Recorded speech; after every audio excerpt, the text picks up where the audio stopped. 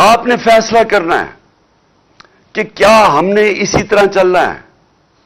کیا ان چوروں کے بعد جو اپنے بچے تیار کر رہے ہیں اور بچوں نے زندگی میں 1 گھنٹہ کام نہیں کیا، وہ ان کا صرف کام، ان کو صرف ایک چیز آتی ہے، منی لانڈرنگ.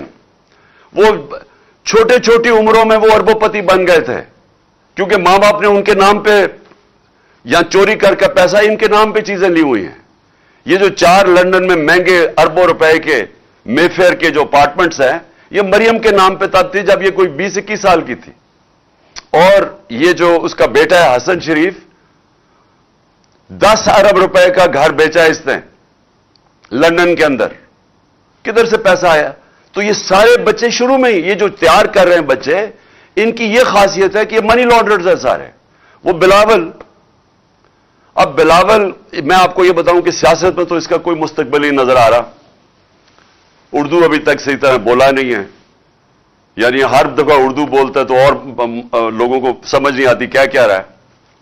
لیکن اس کا میں آج آپ کو پیشن گوئی کرتا ہوں، اس کی زندگی کا زیادہ حصہ کس پہ لگے گا کہ اس کے باپ نے چوری کر کے پیسہ دنیا میں کدھر کدھر رکھا ہوا ہے. یہ اب ڈھونڈتا پھرے گا کہ اس کے باپ نے چوری کا پیسہ کدھر کدھر رکھا ہوا ہے.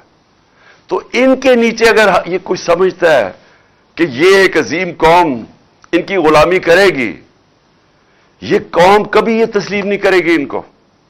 اس لیے یہ مارچ ہے، اور یہ جو حقیقی آزادی کی مارچ ہے یہ ابھی ختم نہیں ہوگی.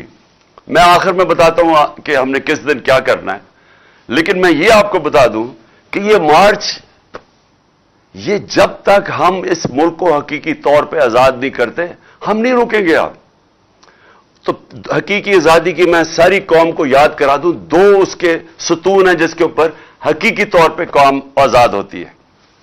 سب سے پہلا، قوم کے فیصلے قوم میں ہوں، کسی اور قوم کی غلامی نہ کرے.